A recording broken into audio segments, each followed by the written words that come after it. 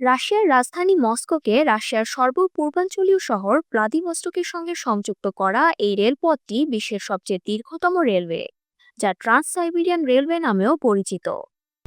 প্রায় ৯,২৫৯ কিলোমিটার দীর্ঘ এই রুটের যাত্রা শেষ করতে কমপক্ষে ৭ দিন সময় লাগে। এমনকি ৪০০ কিলোমিটার বেগে ছুটে চলা একটা বুলেট ট্রেনেরও এই রেলওয়ে পাড়ি দিতে কমপক্ষে ১ দিন সময় লাগবে।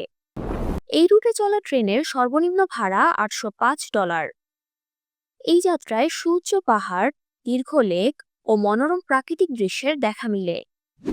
এছাড়াও পৃথিবীর দীর্ঘতম এই রেলপথ ১৬টি বড় নদী, ৪৫৭টি ব্রিজ, ৮৭টি শহর, ৮৭৬টি স্টেশন, ৩টি দেশ ও ২টি মহাদেশের মধ্য দিয়ে যায়।